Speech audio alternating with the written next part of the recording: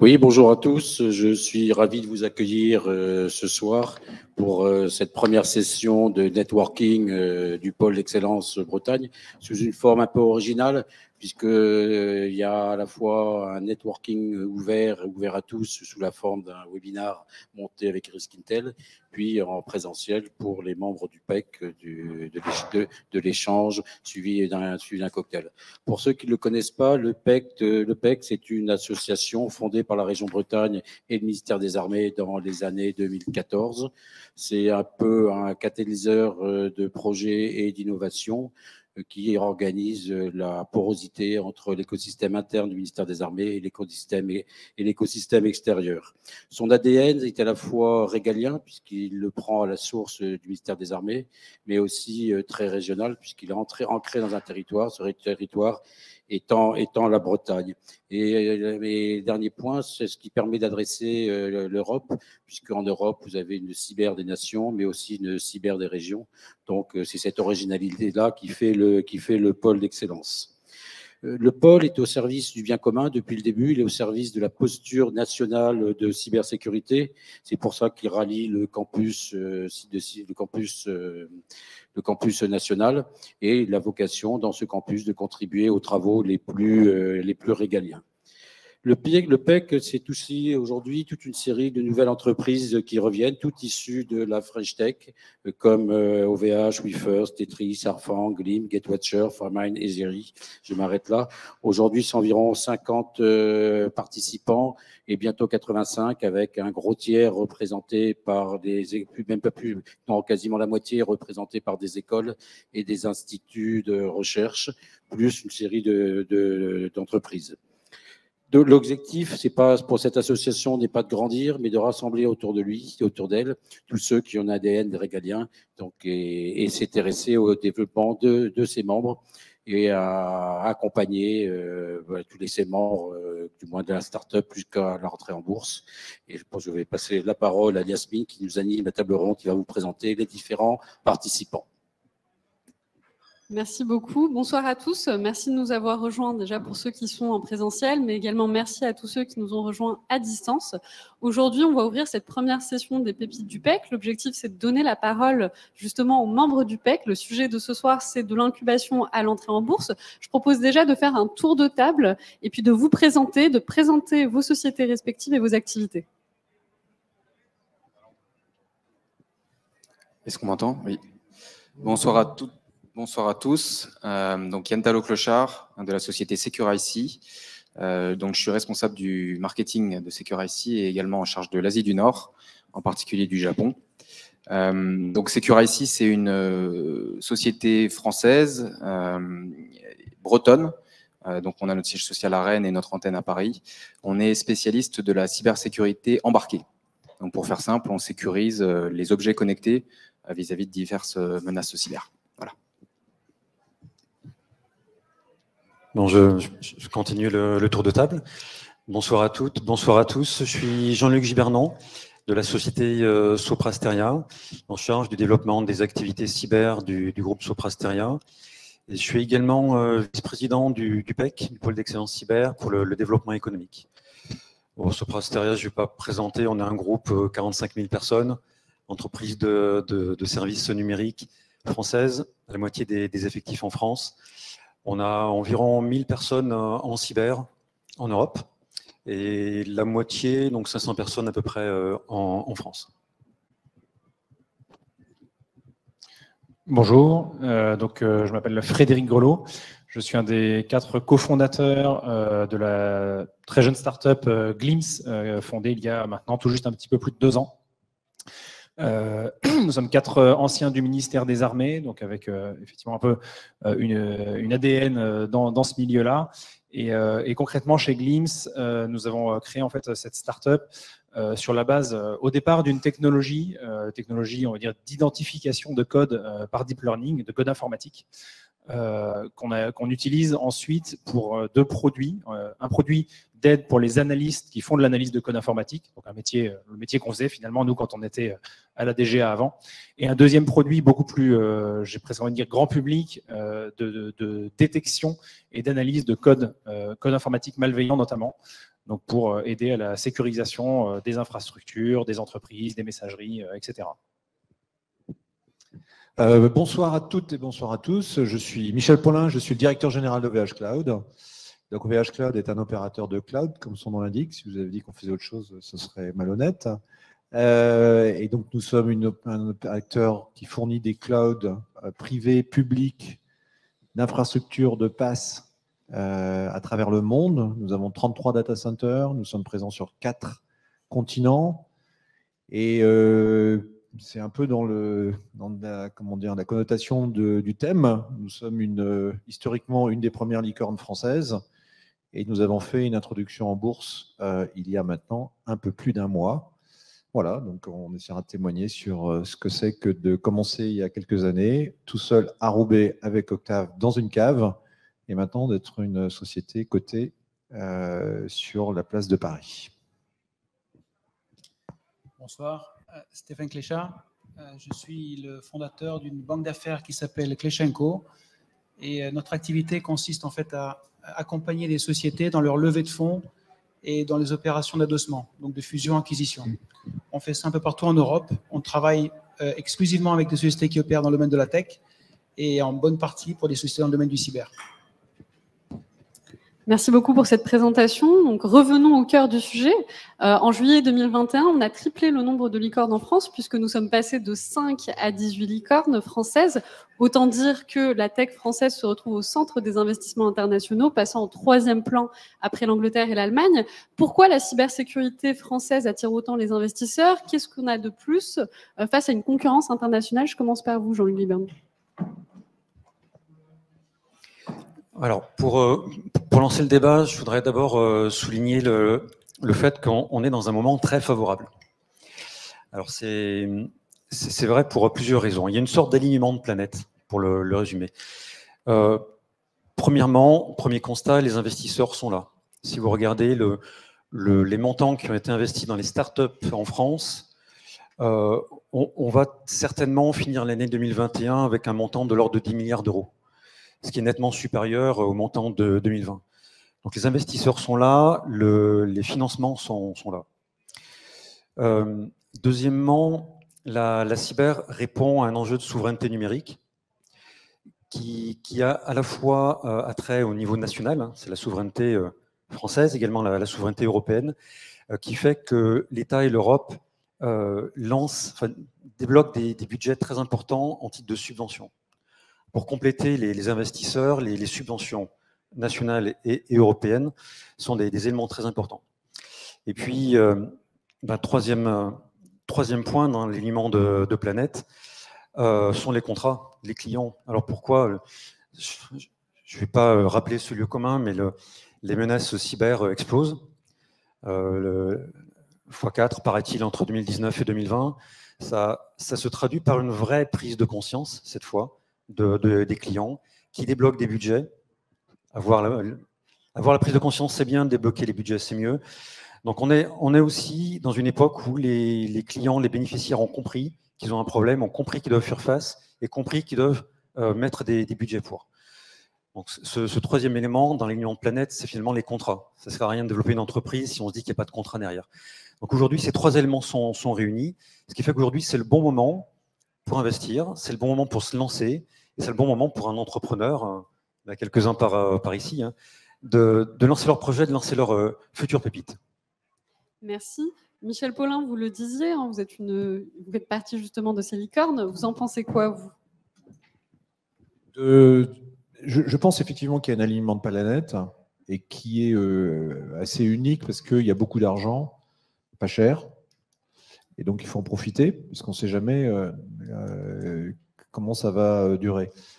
Je pense aussi qu'il y a une perception aujourd'hui que la cybersécurité, c'est tellement important et ça couvre tellement de domaines qu'il y a plein d'opportunités pour les gens qui sont innovants. C'est-à-dire que la cybersécurité, mais pas que la cybersécurité, on parlera des autres licornes, couvre aujourd'hui un panel qui font qu'il n'y a personne aujourd'hui qui est capable de dire « je couvre la totalité des enjeux de la sécurité ». Donc ça veut dire que les gens qui sont un peu entreprenants, qui sont un peu malins, qui sont un peu innovants, qui sont capables aujourd'hui de proposer des solutions simples rapidement, ont une opportunité unique de répondre à des besoins critiques à la fois de clients, et il y aura des investisseurs qui sont prêts à le développer. Et je pense que pour des gens des générations après les miennes, donc qui ont moins d'air, de cheveux gris, comme c'est vraiment une période qui est unique. Et je pense que la cybersécurité est moteur. Mais il n'y a pas que la cybersécurité. Si vous regardez aujourd'hui dans les licornes, il y a plein de domaines. Je pense qu'aujourd'hui, l'Europe, enfin, a les mécanismes de venture capitaliste qui permettent de financer des startups. Et que si vous prenez les licornes, quand Octave a été une des premières licornes en France, à l'époque, il n'y avait pas ces systèmes de financement. Ça n'existait pas en 2015. Ça n'existait pas. Si vous le levez. Et on voit quand même, et je pense que c'est ça qu'il faut noter, c'est que autant sur la partie venture, c'est-à-dire les séries A, B et C, on sent qu'il y a en Europe une capacité de financement qui permet d'aider les startups à rester dans le giron européen pour les financer. Autant, dès qu'on monte dans le cran au-dessus, sur des scale-up, sur des montants qui sont plutôt à 100 millions, 200 millions, 300 millions, et ça existe, et on a des licornes qui sont là, là l'écosystème existe, mais beaucoup plus et moins riche que l'écosystème anglo-saxon. Beaucoup moins riche. Et donc, je pense qu'on a un enjeu collectif de développer des fonds qui seront capables d'accompagner les scale-up pour aller à l'étape supplémentaire. C'est bien d'avoir plein de startups, ça commence à être des licornes, mais il faut aller. Et on a exactement le même problème pour l'introduction en bourse, où aujourd'hui, on a vu, nous, l'expérience, c'est que rentrer en bourse sur le marché européen est un défi quand on est une boîte de tech. La simplicité, c'est d'aller sur le Nasdaq. Et d'ailleurs, tous les conseils vous disent allez sur le Nasdaq. Parce que sur le Nasdaq, vous avez des deep pockets, le marché est éduqué, les investisseurs sont éduqués, et c'est entre guillemets, je ne dis pas que c'est simple, mais sur le papier, c'est un petit peu plus facile. En Europe, il n'y a pas beaucoup aujourd'hui de sociétés tech qui s'introduisent en tout cas en France. Il y en a un petit peu plus en Europe du Nord, mais en France, il y en a moins. Et donc, j'ai envie de dire qu'aujourd'hui, un des enjeux que je vois sur lequel il faut qu'on mette en place, nous en Europe, les mécanismes, c'est de faire émerger des fonds qui seront capables d'aider les startups de devenir des scale-up et d'émerger des fonds qui seront capables de comprendre la tech et qui passeront de scale-up à introduction en bourse. Parce qu'à un moment, vous verrez sur l'introduction en bourse. Et que, je l'espère, toutes nos pépites européennes ne vont pas finir, comme beaucoup aujourd'hui, dans les mains d'investisseurs américains ou vont toutes partir au Nasdaq. Et je pense que c'est ça l'enjeu maintenant. Alors, il y a aussi l'enjeu des startups, donc il faut le maintenir, mais je suis plutôt assez optimiste parce que je sens qu'il y a énormément de dynamisme, en particulier la cybersécurité, mais partout. Mais je pense qu'il faut qu'on accompagne. Ça veut dire aussi que les enjeux à la fois régaliens, politiques, fiscaux et l'accompagnement soient mis en œuvre au niveau national et au niveau européen. Et je pense que ce sera un des enjeux pour le futur, pour que les startups deviennent des scale-up qui après entreront dans le marché, sur le marché financier. Merci. Alors du coup, je me tourne vers Stéphane Cléchat. Vous êtes plus du côté justement des investisseurs. Vous avez une opinion qui est différente. Qu'est-ce que vous pensez des deux réponses? Alors, je pense que ce qui est très, très intéressant aujourd'hui, c'est de souligner la dynamique. Dans l'absolu, aujourd'hui, on a parlé de 18 licornes françaises. C'est 2% du stock mondial. 2% du stock mondial, c'est l'équivalent un peu de la place du GDP français dans le GDP mondial.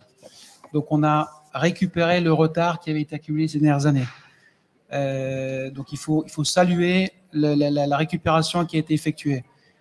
Aujourd'hui, on a un autre enjeu, justement, comme disait maintenant Michel Paulin, c'est de pouvoir accompagner les sociétés dans une croissance qui va au-delà des premières phases. De ce point de vue-là, notre observatoire est assez positif, dans la mesure où en fait, on voit que la phase la plus compliquée à gérer au départ, c'était celle justement des financements très early stage, les startups, les scale-up, etc. Ce qu'on voit apparaître aujourd'hui, c'est des fonds un peu plus traditionnels, un peu plus généralistes, qui décident de dédier une partie de leurs capitaux aux investissements un peu plus pointus, un peu plus cyber, et qui n'étaient pas un environnement dans lequel elles étaient habituées à investir jusqu'à maintenant. Merci. Alors, vous en parliez tout à l'heure, Michel Paulin, justement, de ce que c'était que le début d'une entreprise. Souvent, on se sent seul, souvent, on commence, c'est très difficile. Moi, j'aimerais me poser la question, donc, quelle est la part de l'écosystème, en fait, pour une start-up, que ce soit via des partenariats ou des associations? Frédéric Grelot, par exemple, aujourd'hui, on a des initiatives, que ce soit celle du pôle d'excellence cyber, du campus cyber. Quelle est la part, en fait, de ce genre d'association et de partenariat dans la vie d'une start-up? En ce qui nous concerne, ça a été quelque chose d'important. Je le disais tout à l'heure, on est nous issus du ministère des Armées, donc on a un certain ADN lié à ça, lié au caractère étatique de nos activités. Et quelque part, c'est vrai on a quitté le ministère des Armées en emportant ce bagage avec nous, et on a découvert du coup tout un écosystème. Et c'est intéressant parce que c'est des choses que, alors à titre personnel en tout cas, je ne connaissais pas du tout avant. Quand j'étais à la DGA, j'entendais parfois parler du PEC, pas mal parler du ComCyber, ce genre de choses, mais sans vraiment savoir de quoi il s'agissait. Nous, on a eu la chance, en fait, à la création de Glimpse, ça s'est fait au moment de la création de la Cyberdéfense Factory, l'incubateur du ministère des Armées piloté par le ComCyber avec la DGA. Et en fait, on a eu effectivement cette chance-là parce qu'on a pu quitter le ministère des Armées déjà en relativement bons termes, puisqu'on était projet pilote de cette Cyberdéfense Factory, c'est que quand même le ministère des Armées souhaitait favoriser une entreprise comme la nôtre, entreprise dans tous les sens du terme. Et donc, ça nous a permis effectivement de maintenir les contacts, de maintenir des échanges avec le ComCyber, par exemple. On a pu avoir des échanges avec les experts à qui on a un peu montré, on leur a présenté un peu ce qu'on faisait, les premières versions, etc. Et ça a permis d'orienter et de faire évoluer, justement. Alors que c'est vrai que la difficulté, quand on crée une start-up, qu'on a des idées, on a un produit, il y a un moment où il faut le confronter au marché. Donc, pouvoir avoir des échanges comme ça avec l'écosystème, c'est vrai que c'est important. Le PEC, comme je le disais, c'est quelque chose qui nous est paru finalement assez vite naturel aussi, dans le sens où Michel parlait tout à l'heure de panels, d'échanges, et effectivement, je pense que c'est quelque chose qui est important au niveau de la cyber en France. Aujourd'hui, personne ne peut couvrir tout le panel de ce qu'il faut faire pour faire de la défense et de la sécurité informatique. Donc le PEC permet justement d'avoir un certain nombre d'acteurs qui vont échanger sur des problématiques un peu tous azimuts. Donc aujourd'hui, on parle investissement, on parle trajectoire des entreprises. Demain, on parlera peut-être complémentarité des solutions, etc. Et justement, le PEC nous permet de faire ces échanges. Pour nous, c'est quelque chose qui est vraiment important, ces échanges-là, parce que c'est aussi dans ces différents moments, dans ces différentes instances, qu'on est capable justement de trouver, d'identifier des acteurs avec qui on va travailler. On vient d'annoncer par exemple l'OpenXDR Platform avec un certain nombre de startups de la cyber en France. Et finalement, il a fallu les rencontrer, ces startups. Moi, je ne les connaissais pas vraiment avant, d'autant qu'en plus, en tant que ministère des Armées, c'est un écosystème où on est assez fermé finalement. Et du coup, avec les différents échanges, que ce soit avec le PEC, que ce soit l'European Cyber Week, par exemple, où on est, nous, très présents, puisqu'en plus, c'est à Rennes, donc c'est chez nous, on joue un petit peu à domicile. C'est vrai que ça nous a permis, nous, de voir, construire cet écosystème pour du coup avancer et créer des solutions justement qui soient plus pertinentes. Merci. Alors Yann Tao-Clochard, vous en pensez quoi de cet écosystème et du poids de cet écosystème pour une start-up? Écoutez, c'est fondamental. La cyber, c'est par nature horizontal, donc ça adresse les besoins de différentes industries verticales. Donc on a besoin de se rencontrer pour se comprendre, on a besoin de parler avec les gens du secteur de l'automobile, on a besoin de raconter, comprendre les problématiques du secteur de la défense, du grand public, etc. Donc il y a cette notion d'écosystème. Donc pour nous, se constituer en écosystème, notamment avec notre taille, on vient de passer les 100 employés, les 100 collaborateurs récemment, c'est essentiel pour passer à l'échelle. Donc le PEC, à ce titre, on est un des membres fondateurs du PEC, depuis quasiment les origines du PEC. Ça a cette grande vertu. Il y a eu trois grandes missions pour nous, pour le PEC. Il y a la partie formation, la partie recherche et le volet industriel. Bien sûr, c'est normal que ça aille dans ce sens-là. Maintenant, on a besoin justement dans le volet industriel de pouvoir organiser nos filières en direction des différents use cases, des différentes implications. Et le PEC a cet écosystème a la vertu aussi, quand on se projette à l'international, d'être un garant de stabilité, de qualité. Donc, pour notre développement international, parfois, quand je discutais sur des contrats au Japon, Rennes, bon, certains en ont entendu parler, c'est pas très loin du Mont-Saint-Michel. Par contre, quand on leur dit c'est l'écosystème, c'est l'endroit en France qui regroupe l'écosystème cyber, alors là, tout de suite, ça faisait tilt et ça nous a permis de crédibiliser notre offre aussi à l'international. Donc, on y voit cette grande vertu. Merci. Jean-Luc Guibernon, pour vous, je pense que c'est une approche qui est un peu différente. Votre structure est déjà bien placée dans l'écosystème. Alors, pour autant, quelle est votre approche vis-à-vis de ces partenaires qui peuvent apparaître, donc le pôle d'excellence cyber, par exemple? Alors, en tant que Sopra Steria, je représente plutôt les grands groupes industriels du PEC. Donc, je ne suis pas surpris par vos discours auxquels j'adhère pas mal. Je complète avec l'articulation entre les gros et les petits, qui est quelque chose d'important aussi. Les gros acteurs industriels, on est trop souvent vus comme ceux qui apportent de l'argent. Alors c'est vrai qu'on a aussi des corporate ventures pour compléter les ventures, les fonds d'investissement. On a aussi des corporate ventures donc qui viennent des entreprises. On a tous nos structures qui permettent d'apporter nous-mêmes de l'investissement propre de l'entreprise vers des PME qu'on a envie de soutenir. Alors ça, c'est à peu près connu. Mais je vais insister aussi sur le rôle d'accompagnement des gros acteurs par rapport aux petits. Il y a toujours une difficulté chez une petite entreprise d'aller attraper le marché. On peut avoir une bonne idée, on peut constituer un bon produit, d'accord, ça les ingénieurs, ils savent avoir des idées, ils savent constituer des produits, mais après, il faut quand même arriver à attraper le marché. Attraper le marché, c'est quoi? S'il y a 250 OIV en France, vous faites combien? Vous faites comment quand vous êtes petit nombre de personnes? Je ne donnerai pas de nombre parce que je ne voudrais pas que certains se sentent visés. Je ne vise personne en particulier. Quand vous êtes une petite entreprise, vous faites comment pour adresser 250 OIV? Vous allez commercialement frapper à la porte de 250 grands donneurs d'ordre? C'est pas possible.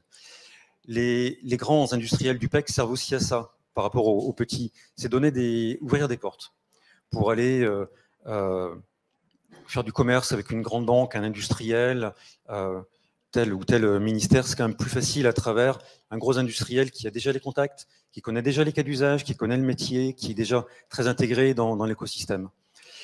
Et puis pareil, quand on est une petite entreprise, aller convaincre un client qu'on a l'idée du siècle, c'est quand même difficile.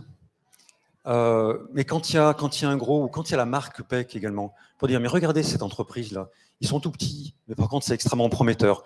Bon, ben là, on éveille les consciences et là, les oreilles s'ouvrent et les clients écoutent. Après, bon, ça ne fait pas tout, mais ça aide. Donc, les gros sont aussi là dans le PEC pour aider les petits. Inversement aussi, d'ailleurs, la relation, elle est bidirectionnelle. Les petits apportent de l'innovation. Et les gros acteurs que nous sommes très contents d'avoir des petits acteurs qui apportent des idées, qui savent développer vite, développer bien et qui apportent de l'innovation à nos clients. Voilà, donc tout le monde s'y retrouve. Merci. Donc là, on a eu... Allez-y. Un point, un acteur qu'on n'a pas cité qui est quand même aussi important et qui typiquement pour nous vient plus dans une deuxième phase, donc plus sur la stratégie en ce qui nous concerne 2022, ça va être le campus cyber aussi, qui s'inscrit aussi vraiment dans cette dynamique-là, avec en plus l'aspect immobilier, donc qui permet de se retrouver aussi physiquement avec des plateaux de démonstration, etc. Et là, on est vraiment dans la complémentarité justement, où nous on a pu faire connaissance d'un certain nombre d'acteurs, notamment via le PEC ou via les différents accompagnements qu'on a pu avoir comme la Cyberdéfense Factory. Et c'est vrai que le campus cyber apporte finalement un complément assez intéressant aussi. Fait vivre quelque part l'écosystème. Exactement. Merci. Stéphane Cléchat, on parlait justement des différentes associations. Qu'est-ce qu'il en est des partenaires et des partenaires financiers? Alors, je voudrais juste retourner une seconde sur la logique d'écosystème pour insister sur le fait que le marché français est unique de ce point de vue-là, en Europe. Je n'ai pas vu dans d'autres pays européens un écosystème aussi riche et aussi vivace. Aussi bien au niveau des institutions que des associations et PEC et les autres participants.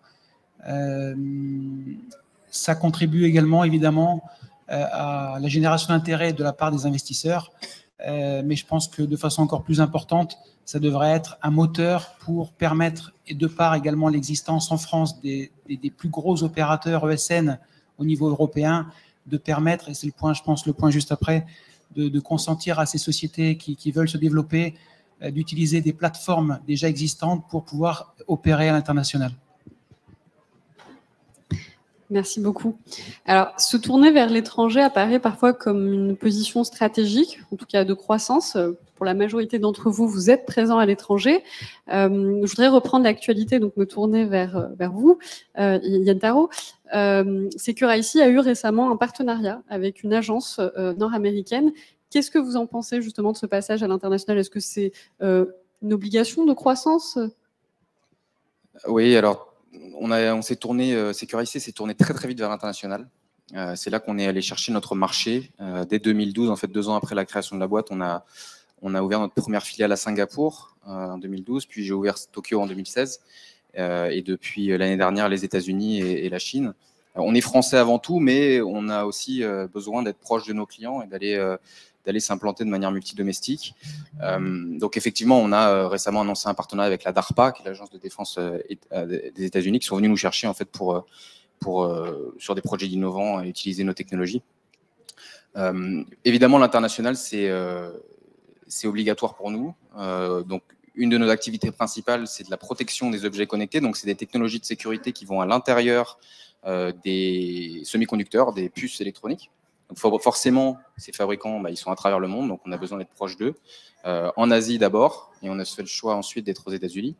D'ailleurs, Hassan Triki, notre CEO, n'est pas là aujourd'hui parce qu'il a réussi à passer entre les gouttes du Covid et il est aux États-Unis en ce moment pour un salon. Voilà, donc c'est un marché qu'on a besoin d'adresser, c'est un des plus gros marchés mondiaux et de manière générale, on a besoin de s'y positionner. Merci beaucoup. Stéphane Cléchat, quel est votre regard sur la question qu'on a posée à Yann Tarot? Alors, je voudrais juste lancer un petit pavé dans la mare. Je pense qu'un des gros thèmes, une grosse problématique de beaucoup de sociétés technologiques françaises, c'est un peu le concept qu'il faudrait un peu mieux expliquer de la French Tech. La French Tech, ça ne devrait pas devoir dire de rester dans les frontières nationales. La French Tech, c'est faire de la technologie en France, au départ de la France, mais la technologie nationale, ça ne veut rien dire. Donc, absolument, le fait d'aller à l'étranger, c'est fondamental. Ça permet de financer la recherche et le développement et ça permet tout simplement d'aller chercher des marchés et il n'y a pas d'alternative. Donc, nous, on rencontre trop de sociétés aujourd'hui encore qui concentrent leur activité, leur business plan sur des logiques nationales et c'est un peu la fin de l'histoire avant même de commencer. Donc, voilà, ça c'est un peu le point de vue sur la question.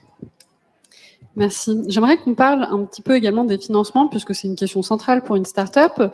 Encore faudrait-il réussir à convaincre les investisseurs, même si on a un produit de qualité, il faut réussir en fait à justement pouvoir les convaincre. Comment aujourd'hui fait-on quand on est une start-up pour lever des fonds et convaincre des investisseurs finalement de croire en nous? Je commence par vous, Jean-Luc Guibernon.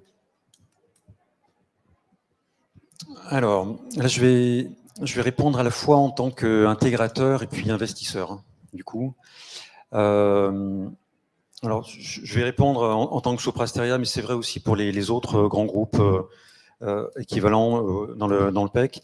Nous avons énormément de PME qui viennent nous voir, de startups qui viennent nous voir avec des idées, avec des projets, avec des besoins de financement, avec des propositions de groupement, de consortium, voilà, ils nous exposent leurs idées. On doit avoir à peu près 300 NDA signés à l'échelle du groupe avec ce genre de start-up ou PME, hein, donc plutôt des petites structures. On déclenche avec elles à peu près plus d'une centaine de projets, soit sous la forme de réponses à des appels d'offres, soit ce sont des entreprises qu'on intègre directement dans nos offres, soit monter un groupement, une JV ou quoi que ce soit. Et in fine, il y a à la fin 30 entreprises dans lesquelles nous avons investi. Aujourd'hui, à date, il y en a une à 30. Donc, on peut vous faire la liste. Il y a 30 entreprises. Vous voyez, il y a une sorte de cône d'entonnoir. Il y a quand même pas mal d'entreprises, pas mal d'idées. Finalement, on va décider de travailler avec certaines, et puis on va décider de s'engager avec d'autres. On va monter des offres de valeur encore avec un petit nombre, et puis on va engager financièrement nos budgets sur encore moins que ça. Alors, on a au moins une particularité, c'est de se positionner sur ce qu'on appelait les séries A, donc ça a été évoqué par Michel Paulin tout à l'heure. On n'est pas dans l'early stage, on n'est pas dans la start-up en train de se créer à 2-3 personnes. Là, il y a des acteurs plutôt orientés R&D qui savent les aider. Nous, on va plutôt intervenir avec des tickets de 1 à 10 millions d'euros, plutôt pour l'accélération, développement de nouveaux produits, lancement d'un grand projet, accélération à l'international aussi. Alors, après, la question fondamentalement qu'on se pose quand on voit arriver ces PME, ces startups, c'est quelles sont leurs chances de toucher le marché. Sur des centaines de PME qui se présentent, on va en retenir quelques dizaines à la fin, donc il y a un gros filtre.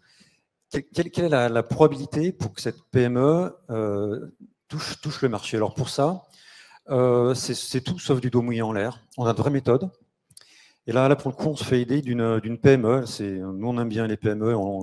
Alors, ce n'est pas une PME cyber. Hein, je parle de Vieneo, qui est une entreprise de 10 ou 15 personnes dont l'objet est de... Ils ont créé un logiciel et ils ont une activité de consulting pour aider justement un projet à toucher son marché.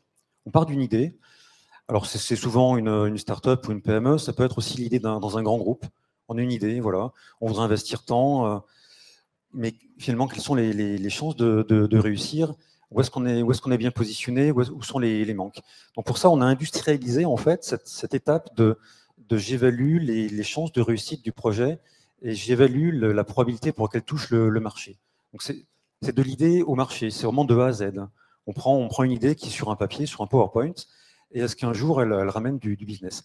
Donc pour ça, on a industrialisé, on a une PME pour nous aider qui s'appelle Vieneo et qui a 5 critères. Alors, la méthode est complexe, hein, je ne vais pas rentrer dans le détail, mais il y a des consultants dont c'est le métier qui rentrent dans chacun de ces critères pour évaluer est-ce qu'elle est acceptable par le marché, est-ce qu'elle va être désirable par les clients, est-ce qu'elle est finançable, et puis est-ce qu'elle est maintenable dans la durée. Voilà, j'ai oublié le 5e critère, je suis désolé, j'aurais dû noter tout ça. Mais voilà, en fait, c'est tout sauf une démarche subjective chez l'investisseur que nous sommes. C'est très très rationnel, et on a même outillé des méthodes pour arriver à peser et prendre nos décisions. Vous en pensez quoi, vous, Frédéric Grelot? Comment on peut convaincre des investisseurs aujourd'hui? Alors, je pense que c'est une vraie question. Et derrière, pour moi, notamment pour Glimpse, il y a eu 2 sujets. Donc, on a fait une levée de fonds en début d'année, au mois d'avril. Effectivement, les 2 sujets, le premier, c'est finalement quand faire l'investissement. Enfin, quand faire la levée de fonds, plutôt. Est-ce qu'on le fait vraiment dès le début? Est-ce qu'on attend un petit peu? Est-ce qu'on a déjà beaucoup de clients, etc. Ça, c'est vraiment une question qui est assez difficile. C'est vraiment assez difficile d'y répondre. Nous, c'est vrai qu'on a fait le constat, on parlait tout à l'heure de la cyber, de l'écosystème cyber qui est extrêmement dynamique et extrêmement favorable. Et effectivement, nous, on a fait, c'est un choix. Hein. On s'est dit, il faut aller vite au début en termes de croissance. Sur le marché, on n'est pas seul. On va l'être de moins en moins. Et finalement, si on prend beaucoup de temps à démarrer au départ, quand on va arriver, finalement, on sera déjà en retard. Donc, on a fait le choix de faire cette levée de fonds après à peine un an et demi d'existence. Mais du coup, la deuxième question, c'est comment on se valorise à ce moment-là?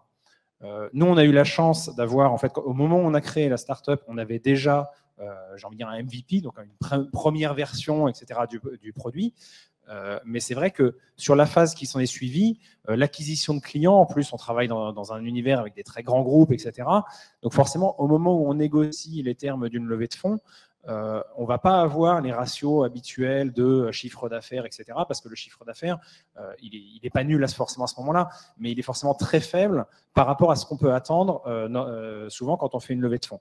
Et ça, c'est vrai que c'est quelque chose qui a été assez difficile. Et on a eu la chance, finalement, typiquement, on a travaillé effectivement avec la société dont parlait Jean-Luc pour évaluer un peu ce qu'on faisait. On a fait intervenir des personnes qui ont évalué la société pour la valoriser, etc.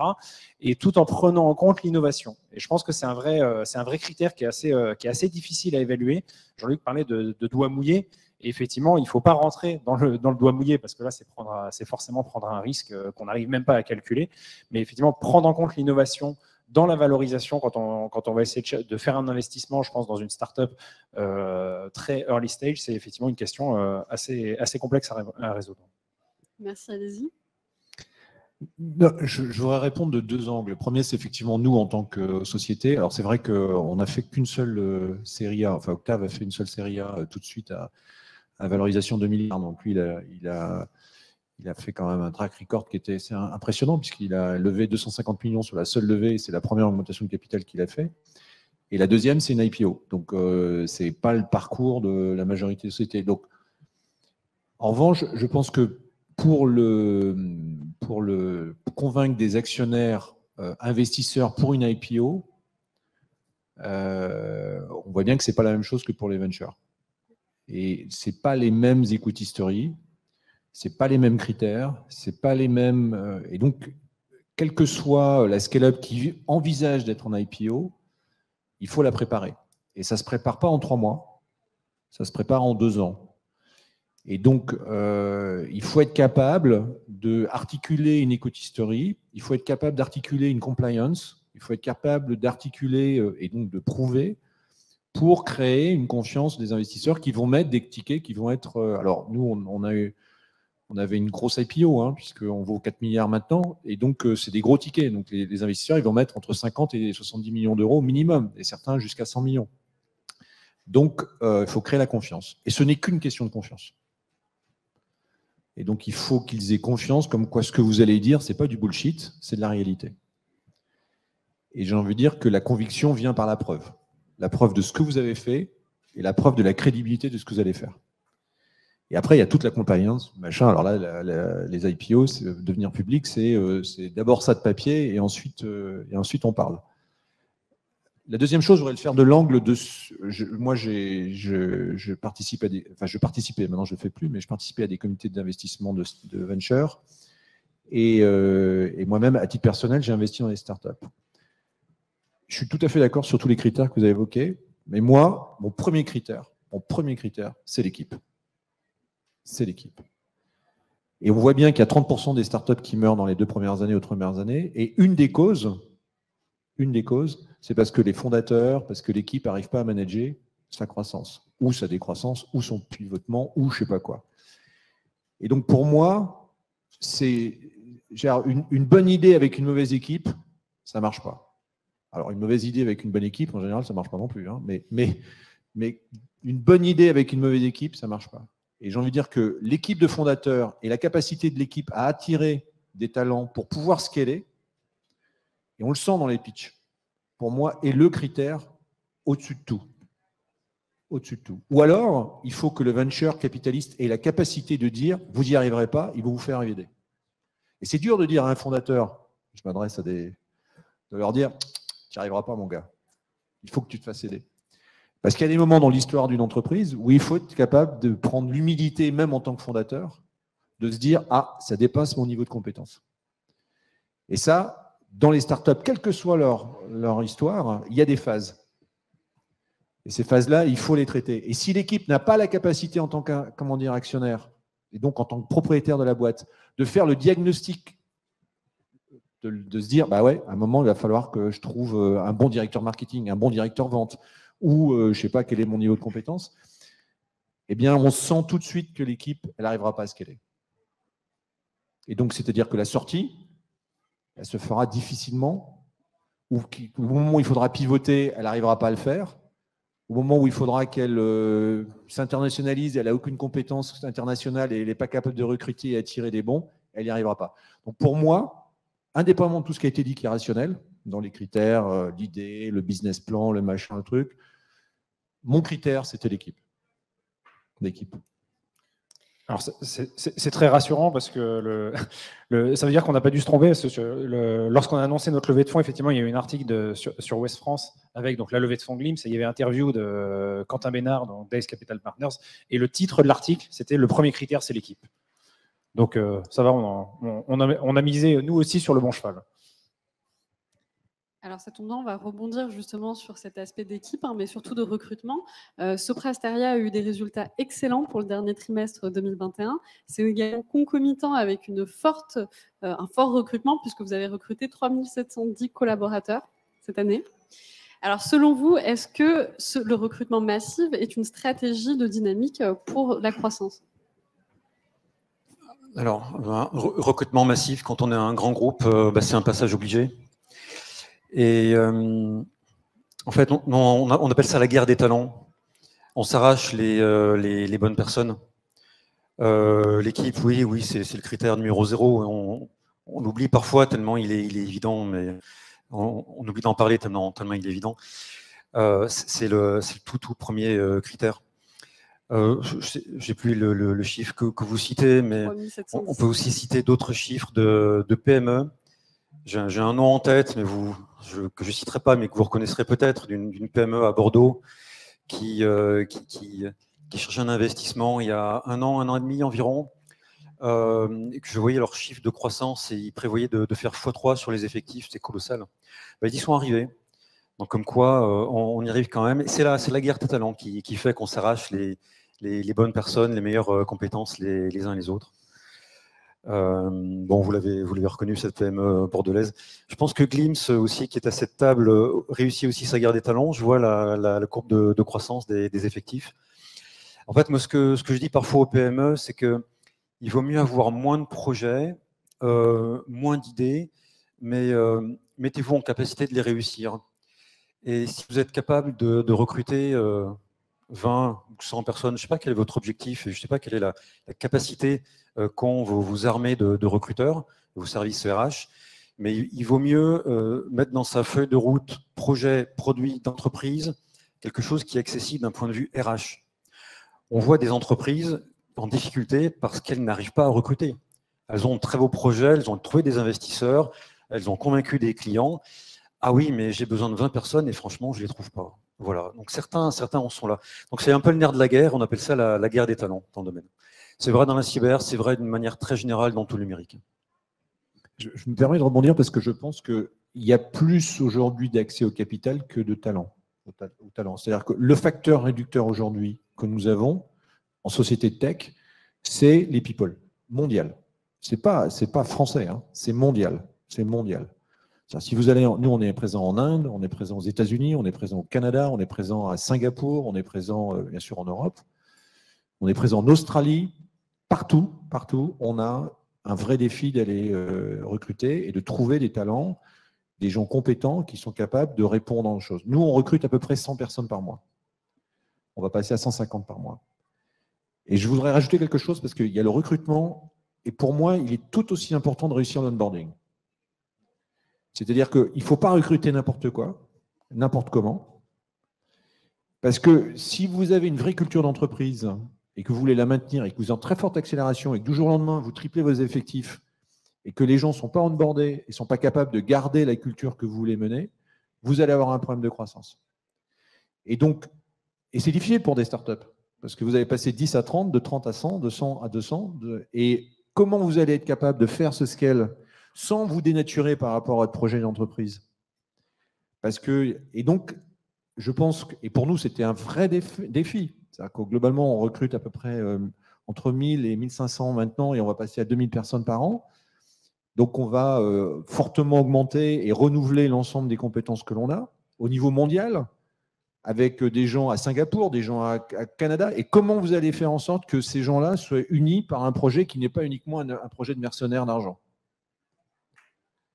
C'est ça qui est pour moi. Et donc, il faut non seulement arriver à avoir une DRH qui est capable, c'est l'inverse de ce que je dis aux équipes, une équipe de management qui est capable de recruter. Et la RH, c'est l'enabler de ce manager, mais c'est le rôle du manager de recruter chez lui. C'est pas la RH à qui on sous-traite pour dire « Ah, tu dois me trouver du people ». Non, c'est toi qui dois trouver des people et la RH t'aide. Et deuxièmement, il faut qu'on ait une RH qui soit capable d'onboarder pour qu'on garde les mêmes valeurs. Pour moi, c'est les deux critères qui sont en ce moment les bloqueurs, les freins d'une capacité de croissance massive des techs, et en particulier des techs comme nous, dans lesquels on a besoin de beaucoup croître partout à l'international. Et donc, comment vous mettez que votre marque employeur, elle est en Singapour, elle est visible, elle est comprise, et vous allez attirer des gens à Singapour. Pardon. Voilà l'enjeu. Et comment vous allez faire en sorte que ces gens-là, ils comprennent quel est votre projet, vous allez communiquer leur projet, qu'ils vont adhérer à ce projet-là, et qui vont être suffisamment motivés pour y rester à long terme. Parce que si c'est dans 3 mois, ils trouvent une autre opportunité parce que X hyperscaler double les salaires, c'est foutu. Ça ne marche pas. Et en plus, j'ai même envie d'ajouter en télétravail. C'est-à-dire que nous, on l'a vécu là sur un an, donc on a fait notre croissance. Là, les 14 derniers mois, on est passé des 4 cofondateurs à 27 aujourd'hui, avec une phase au départ où on a intégré 10-15 personnes sans qu'ils se voient. Et là, quand vous parlez justement d'onboarding, tout ce qui est culture d'entreprise, etc., inculquer une culture d'entreprise à des gens qui rentrent dans l'entreprise sans se voir, il y a un vrai challenge aussi, effectivement. Michel Paulin, vous venez finalement de nous faire une liste des choses importantes et essentielles à faire. Moi, j'aimerais bien aussi revenir sur ce qu'il ne faut pas faire. C'est-à-dire qu'aujourd'hui, dans les expériences que vous avez pu avoir, lorsque vous avez lancé vos différentes structures, quels sont aujourd'hui les points qui vous ont marqué, qui étaient négatifs, que vous ne referiez pas, et les conseils donc, que vous pourriez donner à de jeunes pousses qui débutent aujourd'hui? J'ai tendance à essayer de ne pas donner de conseils, Je dis souvent que je pense que l'important, c'est d'écouter et ensuite se faire ses convictions. Mais la baguette magique qui fait que ça a marché chez toi, ça a marché chez moi, ça ne marche pas. Moi, je n'y crois pas. En revanche, d'être suffisamment ouvert, suffisamment attentif, suffisamment à l'écoute pour comprendre les différents cas, pour être capable ensuite, soi-même, parce qu'on a une culture qui est différente, parce qu'on a une histoire qui est différente, parce qu'il y a des contraintes qui sont différentes, d'appliquer ce qui est nécessaire pour réussir, je pense que ça, c'est indispensable. Donc, c'est le seul conseil que je donnerais, c'est ne vous enfermez pas dans votre succès, mais ouvrez en permanence votre chakra pour être sûr que vous allez comprendre vos clients, comprendre le marché, comprendre les technos et être en permanence pour piquer les meilleures idées à tout le monde parce qu'il y a plein de choses. Je pense que ça, c'est vraiment quelque chose qui me semble important. Après, il faut d'abord faire et donc parfois mal faire parce que, à part, en tout cas, mes enfants n'ont pas été comme ça, ils n'ont pas réussi à marcher du premier coup. Alors peut-être que les vôtres sont géniaux, mais ils ont réussi. Mais moi, ils sont tombés beaucoup et très souvent. Et donc je pense qu'il faut d'abord faire et tomber et remonter.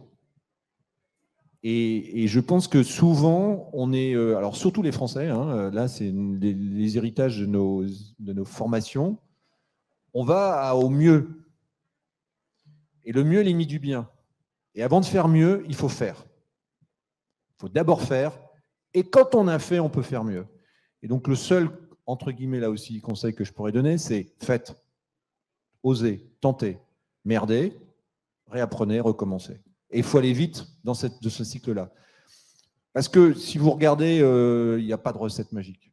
Enfin, en tout cas, moi, j'en ai pas vu. Et aujourd'hui, je pourrais donner toutes les conneries que j'ai faites quand j'étais chez Neuf. On a fait 14 acquisitions. Je pense que les 5 premières, on a fait toutes les conneries qu'il fallait faire pour faire. Pardon, toutes les bêtises. Excusez-moi, c'est enregistré en plus.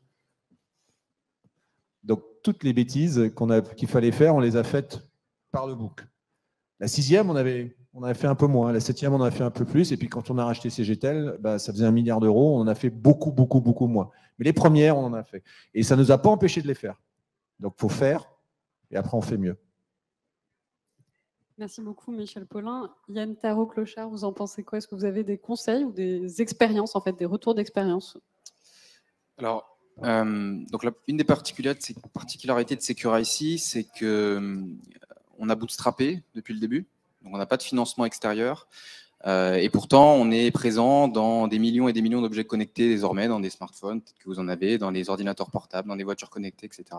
On a quand même devant nous un défi de scale monstrueux, puisqu'il y a 20 milliards d'objets connectés potentiellement à sécuriser, et toute leur vie...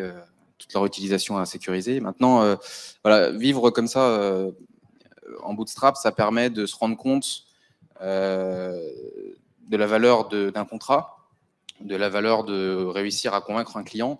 Donc, je n'irai pas te donner un conseil, mais disons que penser à un business model vertueux tout de suite paraît une des étapes essentielles, quoi. Penser, c'est bien l'élevé de fonds, mais il faut penser aussi à la fin à faire un business profitable. Et donc, avoir un business model qui réussit, qui permet de maintenir la société pour permettre son développement, voilà, c'est quelque chose qui nous paraît essentiel. Nous, on a un business de licence et de déploiement royalties par device. On a également des modèles récurrents. C'est ça qui nous permet aussi d'avancer, de permettre de financer notre propre croissance. Et c'est le fondement de ce qu'on a réussi. Merci beaucoup. Alors, on va arriver à la dernière question de cette table ronde, plus basée sur les stratégies à avoir lorsqu'on lance son entreprise. Alors, les stratégies sont nombreuses et diverses. J'aimerais revenir sur vous, les stratégies que vous avez mises en place pour permettre la croissance de vos structures respectives, mais également les stratégies que vous avez pu voir dans l'écosystème et qui vous ont marqué. Je commence par vous, Jean-Luc Guibernon. Oui, alors... Moi, je dirais, moi aussi, comme Michel Paulin, qu'on ne donne pas de conseils, donc c'est difficile de dire en conclusion qu'est-ce qu'on a envie de dire, et puis voilà, le conseil, c'est ça. Au mieux, une équipe d'entrepreneurs, une PME, une start-up, on peut lui envoyer un coach. Le coach, il n'arrive jamais avec des conseils tout faits, il n'arrive jamais avec voilà mes recettes, et puis appliquez-les, ça a marché chez moi, faites-le. Il arrive plutôt avec ses questions, et puis c'est plutôt l'entrepreneur, c'est plutôt le patron ou l'équipe qui dirige la PME, la start-up, qui va elle-même apporter les réponses et puis elle-même trouver les solutions aux questions qu'elle-même est arrivée à formuler. Il y a un aspect un peu maïeutique dans tout ça. Les start-up, fondamentalement, sont toutes différentes. Hein. Même si on les regroupe dans le thème de la cyber, toutes sont différentes, ont des projets, des produits, des positions qui se ressemblent pas. Moi, je vois à l'échelle de Sopra Steria les 30 PME sur lesquelles nous avons investi financièrement. On n'a aucun regret. On n'a aucun regret. Donc, ça veut dire qu'on en voit, quand on les sélectionne bien, bah, ça marche. Ça marche. On a un taux de succès qui est très important. Voilà.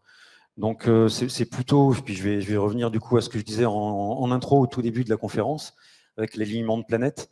Quelque part, le moment est favorable. Je ne vais pas dire c'est le bon moment, mais le moment est favorable pour se lancer.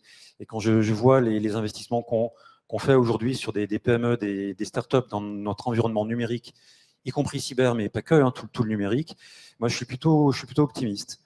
Je dirais peut-être s'il y a un message vers les start-upers, vers les entrepreneurs qui veulent se lancer, qui ont l'idée de démarrer quelque chose, je leur dirais, faites attention à une chose, c'est on parle de start-up, donc on parle de produits innovants. Voilà, on parle pas de la boutique du coin, on parle d'une boîte plutôt techno qui fait une innovation. Alors innovation techno ou pas, hein, ça peut être un cas d'usage, mais il y a un côté innovant. Posez-vous la question de où est l'intégration de l'innovation et qui intègre l'innovation. Dans ce que vous voulez faire, vous projetez, votre produit est réalisé, votre projet est monté, mais qui intègre l'innovation? Voilà, je pense que si vous avez une vision claire de qui intègre l'innovation, vous avez plusieurs coups d'avance et vous pouvez vous lancer. Il y a un côté un peu billard à trois bandes hein, quand on crée une entreprise ou de manière générale quand on lance un projet. Donc si on sait qui est l'acteur qui intègre l'innovation, je pense que ça donne déjà de bons rails pour partir dans la bonne direction. Merci beaucoup. Alors, avant de finir cette table ronde et de passer aux questions du public, Yann Tarot, vous en pensez quoi, vous, de ces stratégies ou des stratégies innovantes que vous avez pu voir? Bon, je ne vais pas faire de généralité, je vais juste raconter deux grands choix qu'on a fait à Secure-IC. Le premier, ça a été d'être dual.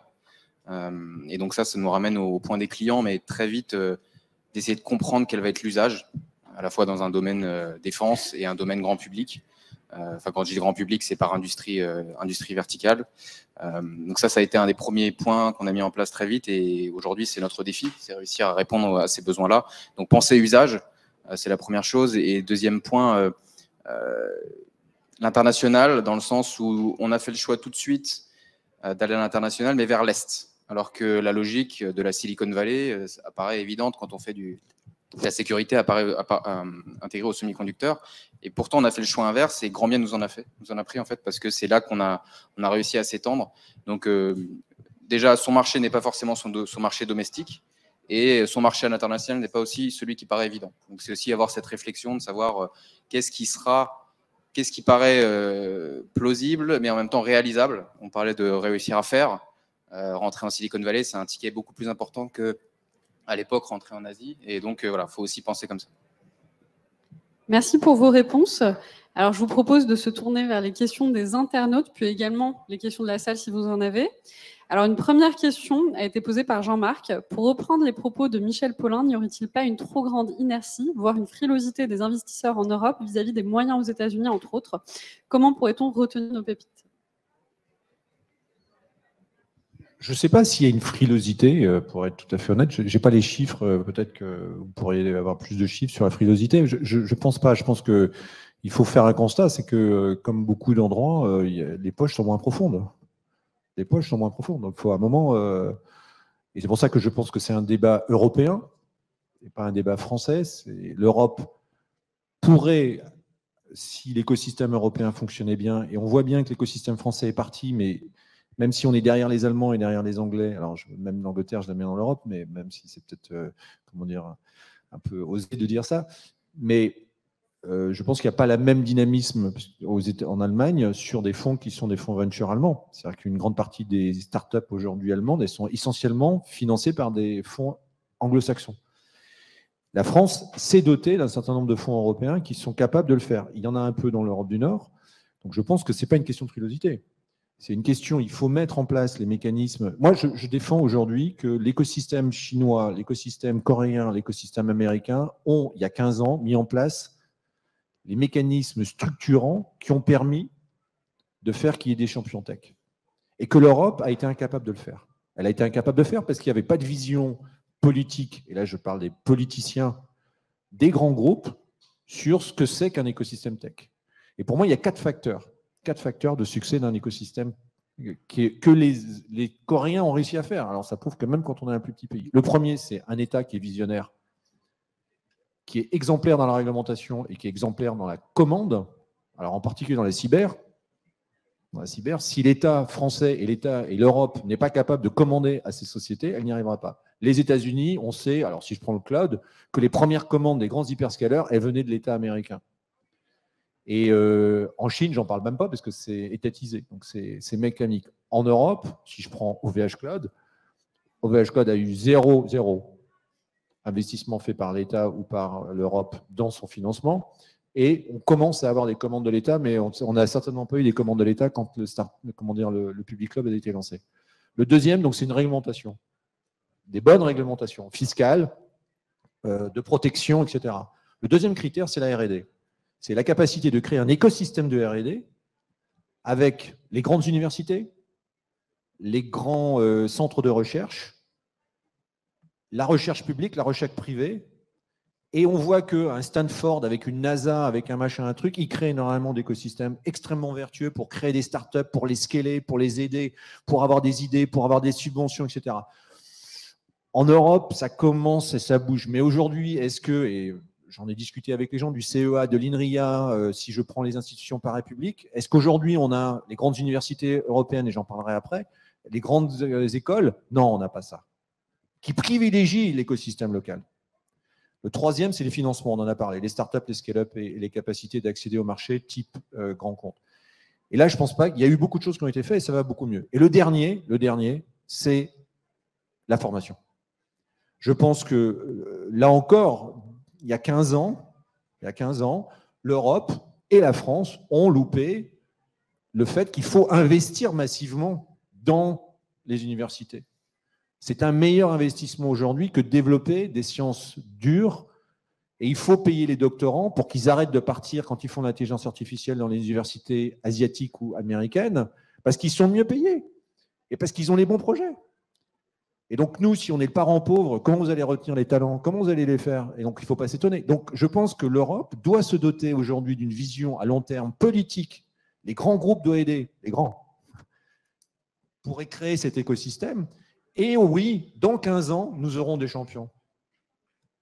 Parce que ça mettra 5 ans sur certains domaines, 10 ans sur d'autres. Et pour recréer des silicones et des chipsets aujourd'hui, il nous faudra certainement 5 à 10 ans. Mais la guerre n'est pas terminée. Il suffit d'en avoir une volonté et une vision. Et l'Europe, aujourd'hui, elle a en pouvoir de GDP plus que les États-Unis ensemble. Et donc la capacité européenne de fédérer un écosystème aujourd'hui sera clé.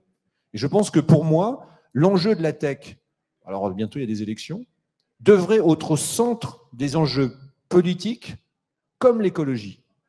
Où sont les data? Qui a accès aux data? Comment va être fait la data?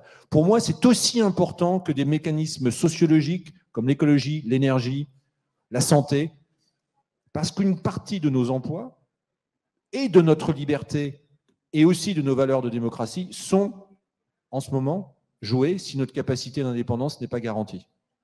C'est au-delà même des aspects régaliens. Je pense même que ça va sur des aspects qui sont politiques. Alors vous voyez, comme je suis enflammé et passionné par ces sujets-là, mais je pense que c'est extrêmement important. Donc il n'y a pas de frilosité. Il faut de la volonté, de l'ambition et de la détermination, avec une vision à long terme, et arrêter les saupoudrages à 3,50 € pour faire en sorte que tout le monde, soi-disant, est content de l'année prochaine. Mais là, il faut se projeter à 10 ans. Et la cybersécurité, c'est maintenant que ça se passe pour créer les champions de demain. Ils sont là. Ils sont pas, nous, on ne fait pas de cybersécurité. Donc, ils sont là. Bon, il y en a d'autres, hein. Mais ils sont OPEC. Il faut leur donner leur chance. Et il faut être visionnaire pour ça. Merci beaucoup, Michel Paulin. Est-ce qu'on a des questions dans la salle? Très bien, alors on va repasser sur les questions à distance. On va en prendre une dernière. Alors cette fois-ci, c'est pour Stéphane Cléchat. Alors on vous demande à quel moment ouvre-t-on les portes aux investisseurs et comment les choisir?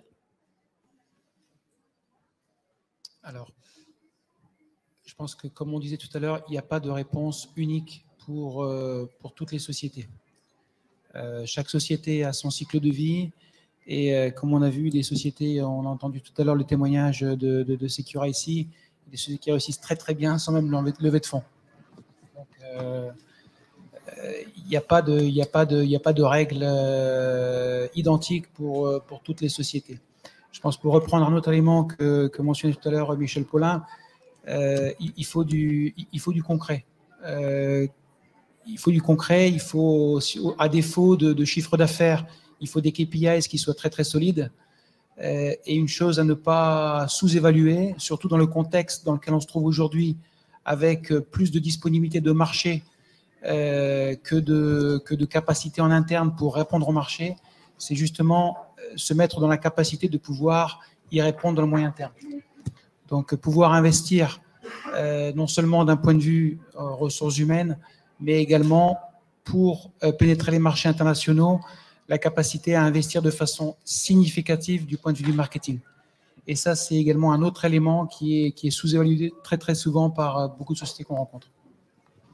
Merci beaucoup. Alors nous arrivons à la fin de cette très instructive table ronde. Merci à tous les intervenants d'être venus témoigner et puis d'avoir répondu à nos questions. Merci également au pôle d'excellence cyber pour cette thématique. Et puis on se reverra sûrement à la prochaine Pépite du PEC.